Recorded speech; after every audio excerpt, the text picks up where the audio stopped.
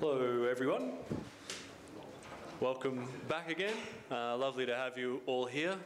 Hope you have cooled down a little bit maybe after coming into the air conditioning as well. Thanks for making the effort to come out in the heat today. I haven't actually bothered to leave the building since about 8 o'clock this morning, and I don't think that's a bad choice because I hear it's pretty terrible outside. But it's nice to have you all here, and we've got a bit of a sort of special event today, I suppose, because we're talking about travel photography, but it's not really going to be me talking too much. I'm going to pass the mic over to some of the suppliers here. We've got Tony from Nikon, Scott from CR Kennedy's, and Peter from Vitek, all talking about sort of different, quite a range of different gear actually, from everything from cameras to accessories that might help you with your travel photography. Has anyone been on a trip recently in the last sort of few months or so? Yeah, show of hands. Yeah, cool. I just went to Hawaii recently, which was quite nice. Lots of beautiful rainbows, lots of photographic opportunities. But there's nothing like going overseas or even anywhere in your country to really sort of inspire you to take photos. Like I found I was walking around, I was getting down, checking out angles, thinking about where the sun was, where the light was coming. And it's just something about being somewhere new, somewhere fresh that really inspires someone to make images. And I talk about this all the time. I talk about photography as memory and photography as story or narrative. And that's the reason why we're capturing photos when we go overseas, because we have these special experiences, that we often are very excited for, that we spend a lot of money on, and we want to have some sort of memory of them, maybe for ourselves, maybe to make our friends jealous back home, which of course is easier to do while you're traveling too, by posting it up on Facebook or something like that. But it's something nice about going to some other part of the world and taking a piece of that home with us. And I'll take a photograph as a souvenir over any sort of trinket I can find at a gift store any day. Those photographs really are what are special to me. And photography and travel go hand in hand. I think it wouldn't be a person on this earth really that wouldn't go overseas and not take some sort of picture when they're there. It's this interesting universal sort of experience that we all sort of share, that when we move around throughout these locations, we're all trying to capture those moments. So I'm going to pass the mic over in a second. But one thing I wanted to mention too, which some of you may be familiar about, is the tourist refund scheme. Has anyone heard of that before? Yeah, a few of you. Because it is worthwhile having a look into that if you are going to go overseas. You can claim some GST back when you go through the airport. I did it recently when I went to Hawaii, not on a camera on a Nintendo Switch, but I got $50 back, which is pretty good for 2 minutes of my time. You just got to be careful that you're reading the terms and conditions, but anything between $300 and $900 you won't have any problems with. So look into that. If you're thinking of buying some gear before you go overseas, doing it within that 60-day window before you travel will make you eligible for the tourist refund scheme. And it's, for a few minutes of your time, you can't really go too wrong. It's a pretty good deal that the government offers. Anyway, I'm going to pass the mic over to Tony, and he's going to kick us off. We're going to have everyone do a little bit of a presentation, and then we've got some gear at the back to have a look through as well. So if you want to have a fiddle with some of the accessories that they've got and have a look at them up close, go for it. I know everyone has some little deals going on as well, and they'll talk more specifically as to what those deals are. But yeah, get into it and have a play around. I'll pass it over to Tony. Thank you. Thank you very much. All right, I've been very fortunate in the sense that with me being able to talk today, in the sense that we've just released a new camera, and we would consider it one of the ideal travel cameras, which is the new Z50. Before I go into a few specifics on the camera, I'm just going to talk about some of the things I found. I just came back from travelling as well, like a few of you have. I went over to Crete, Wales and Israel, so a bit of an eclectic trip. And one of the things that I found, we were in Crete, and we've loved Crete, it's the first time we've been there, I'd highly recommend it. But my wife said, I love it here, but she said we may never be back because there's so many other places she wants to go, wherever different places where you want to go to Hawaii, or you want to go to Yosemite, or you want to go to so many different places, and you just got to make sure that I feel that you take the best photos you can while you're there, because you may never get back to get the photos again. And okay, just being a bit slow. Okay, so I just wanted to give 4 quick points. So my first one is try to shoot with the biggest sensor possible. What happens is, like my wife found out one time, where she was shooting everything on her iPhone, and then she decided to print stuff later on, and she said, oh, the stuff's awful. And I said, yeah, I warned you, there's not, it looks good on screen, but once you try to print it or play around with the file, there's just not enough information to play with. Shoot RAW and JPEG. The reason I say shoot both, some people, did I not turn my own phone off? That's a naughty thing to do, isn't it? The reason I say that is some people just shoot RAWs, but I find that having the JPEG is great, especially when you're traveling, because I find a lot of times I'm sending people photos. I'll take photos and people say, oh, that's a great shot. Can you send me a copy of that? Pain in the neck to then download, convert, do all those sort of things. And my wife hates it if I spend my whole time just doing conversions and playing on my computer rather than enjoying wherever we are. Be flexible with your lens choices. Take the lenses that you need. Don't take anything that you don't need. I found that I went and I took 3 lenses and only used 2 of them. One of them just sat in the bag for the whole time, and I'm like, why did I take that lens? I really didn't have a purpose for it. But if you have a purpose for it, like you're going and doing safari trips in Kenya or whatever, take the lenses that you need.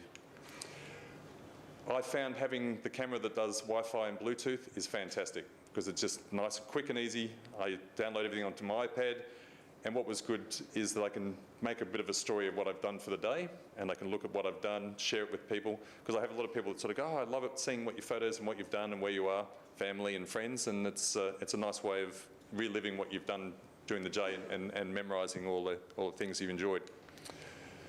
So we're talking about the biggest sensors. I mean, if you look at the average smartphone being this size and the full-size sensor being down there, it's 51 times bigger, okay? 42 times bigger on the DX, which is what the FZ50 just stores a lot more information, especially in that RAW file. You can go in and you can play around with it. You take a file off this, looks good on screen, but as soon as you go into it, there's not as much information in there as you'd like. What we did with the Z50, it's the little brother to the Z6 and Z7. I own a Z6. What's great about the Z50 is it's half the weight of a Z6 with a 24-70 with the 16-50 lens, so it makes it really easy to carry around. The twin lens kit is the main way we sell it. It's only been out a week, so we're still working out which is the biggest seller, but you know what I mean.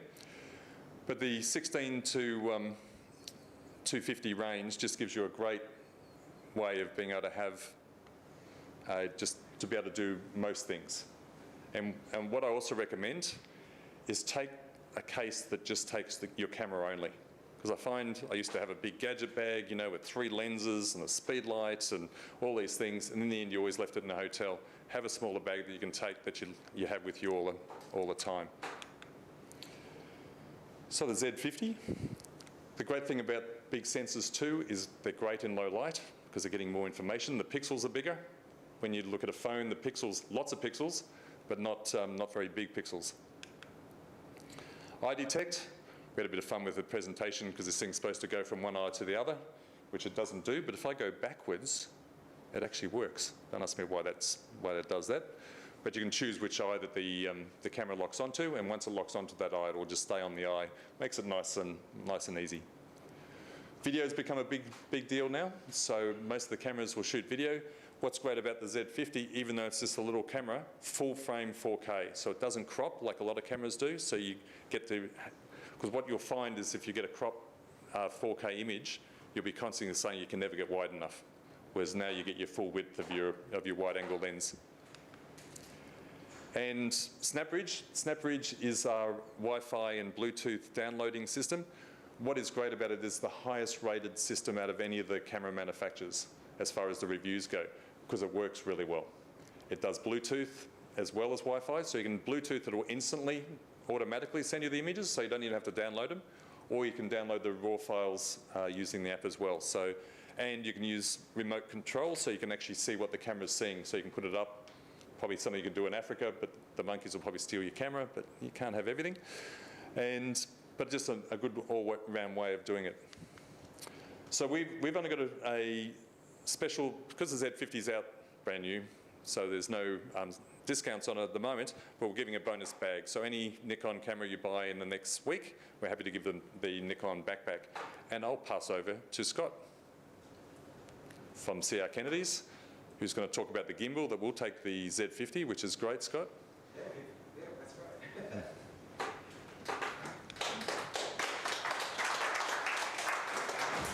There you go. Thank you. You want the remote? Yeah, there we go. Thank you. So I bought some funky toys. That's yours.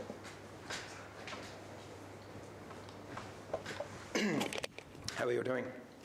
So you would normally agree with Tony. I want to take the biggest sensor camera that I can take with me on a trip. Recently, I was lucky enough to go to Italy and spend a couple of weeks there with my family. So I took my main camera, my compact camera, all my lenses, and I had in that bag there. And once I got there, it was the middle of summer. It was 40 degrees every day, and I was carrying this bag around. I'm sweating. I took this camera with me as well. This is the Osmo Pocket, which I'm going to show you some stuff on in a second. So, little baby camera. You can probably barely see it down the back there. That's a 4K camera. All the specs are there, basically. I'll keep it simple. You can connect that to your phone, use your phone as your screen, but you've got a stabilized camera here, which I'll show you in a second if you can see it in the light there. So that's it. That's it there. Stabilized camera. Screen on the back there. And let me show you this. So plug that in, and straight up, we've got a monitor ready to rock and roll. So you've got a monitor in there, which you can control from stabilized camera. Nice and easy. Rather than me talking a lot, I'm going to show you a little video that I made. I'm not a videographer, so please, don't judge me. But yeah, have a look.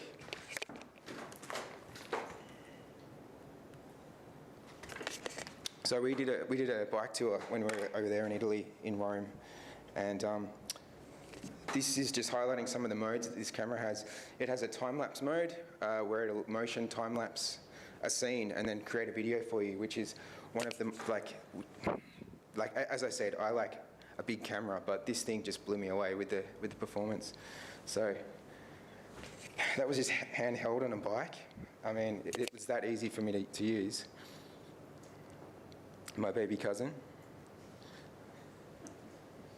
There we go.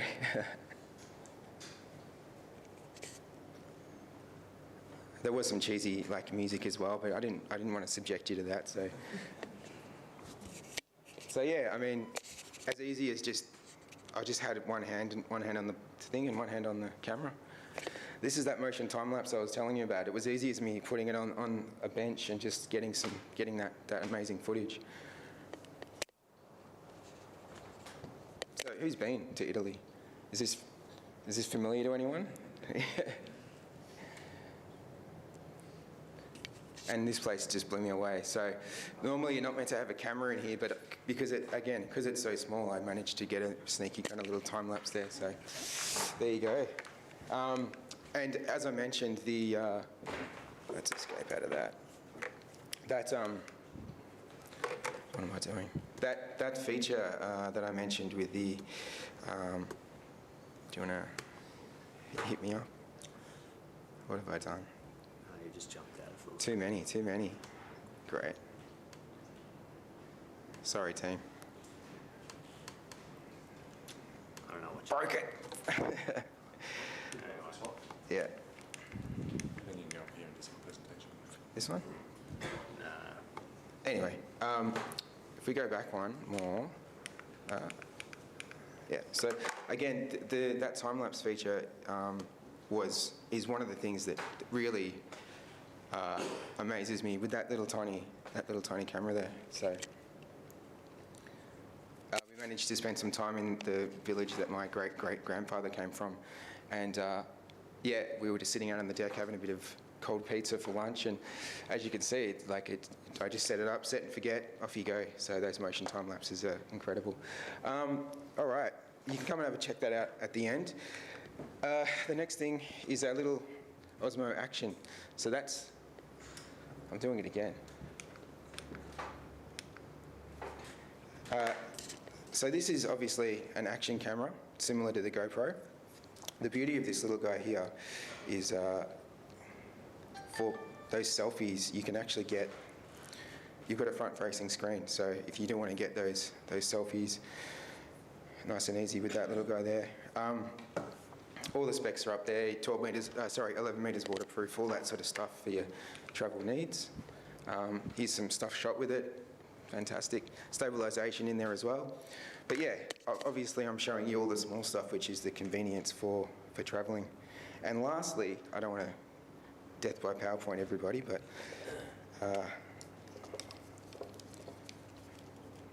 our latest little gimbal that we've got.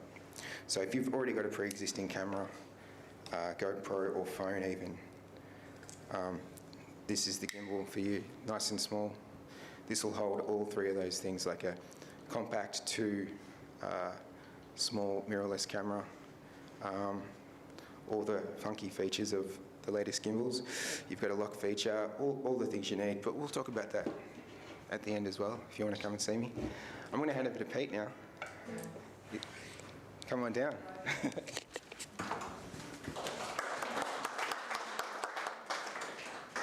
Oh, Pete, I've gone into your email, sorry.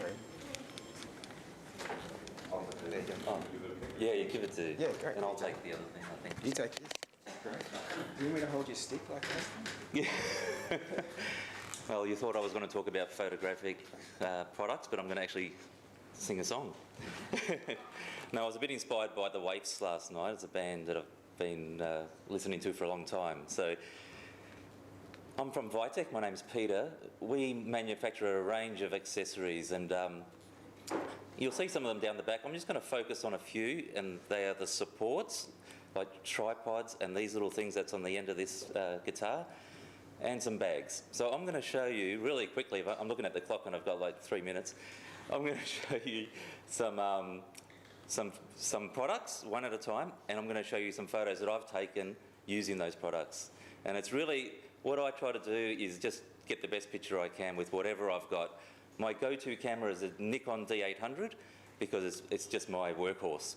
But I'm not shy of using my action cam or my phone or whatever I can get my hands on. So we're going to jump through it. So this is our Gorilla Pod, and that's what's on the end of this guitar. So you can wrap that around a pole, a branch, a guitar, whatever, and put a phone on it, like that one there's for, and I use that one quite a lot, or an action cam, or a small camera, depending on the size of the Gorilla Pod. So the Gorilla Pod is designed to wrap around and hold on to things, and I'm going to show you some photos from our recent trips where, we were lost, and a bit of a disagreement, and I took a photo. I just wrapped the Gorilla Pod around a branch and used the remote control, which is a little tiny thing which I've got in this bag, one of these bags, there it is, and just took the photo from a distance.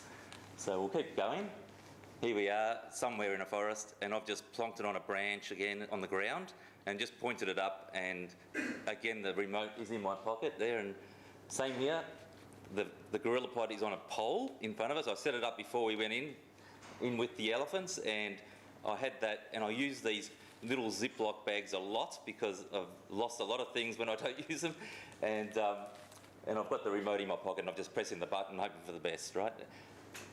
And this is the same. So I've just got the Gorilla Pod on a pole, and away I go, taking a photo. So all these photos, in the past when I just shot with my D800, which I still do, normally I'm not in the photos, but once I discovered I can use my phone as well as other things, and I've got that little remote, we're both in the photo all of a sudden, so which is great. This was shot, that was on a fan. It was one of those whirly fans, and then I think my partner Belinda got annoyed with me and she turned the fan on and the whole thing went flying off, and that was entertaining.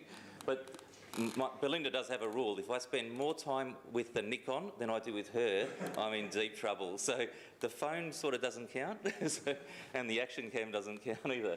So this is a different model where it extends upwards, and sometimes I need that extra height.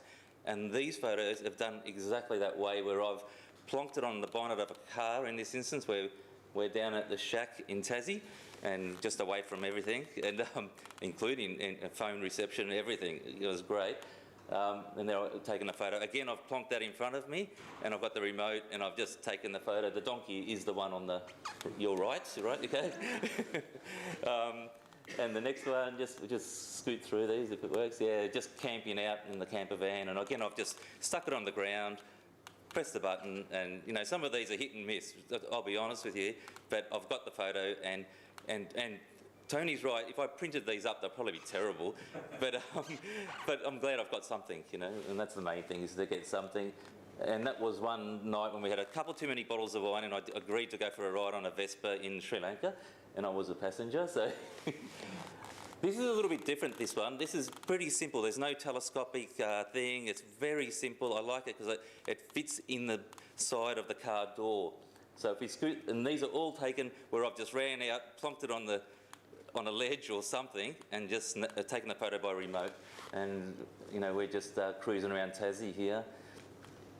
And I've just done the same thing there. I've just put the phone on top of the bed, and he didn't know I was taking a photo, you know, I just took it. Again, Sri Lanka. Again, I've just ran down, put the, you know, thing on the floor and snapped a photo. Sometimes I do, you know, most of my photos are taken with my D800, and I use my big tripod to get some fancy shots, you know, long exposures using my large format filters, and these are some of the sort of things I like to take photos of, the waterfall. These are all long. You can see that I'm a bit of a ghost there, so that's like a 3-minute exposure where I've just walked into the shot and sat there, and Belinda was already out there, and I just wanted to get something different. You know, I like experimenting, trying something different.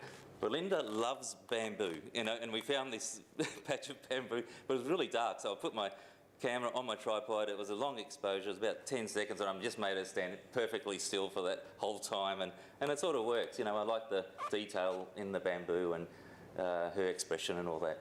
Again here, I just tried to get the atmosphere that was in Tassie of the stars and us camping out, and again, just playing with it. I'm not a professional photographer by any means, but I just like to experiment.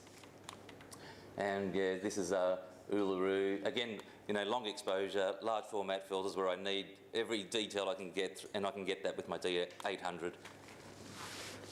Some of the bags, I'm going to finish on this, and we're going okay. These are some of the tools that I use. There's some, the clear little plastic, you can buy them at Woolworths, right? And I put my SD cards in there and label them up like I have here, SL5, it's Sri Lanka number 5. And I tend to separate them, put them on my laptop, make sure they're in a different bag, because I have lost bags in the past and all of that. I've got the gadget bags, you'll see some down the back, and I've got my backpacks and smaller bags as well. It just depends on, you know, if I'm doing a hiking trip or just a local trip. So there's so many different types of bags. You can just go downstairs and you'll see them all. And it really takes a little bit of time to, you know, pick the one that you really want and that suits your needs. And I've just zipped through there. Okay, so really, I'm going to let it handball it to Carly, and she's going to finish off. I didn't have a chance to play a song, but maybe next time.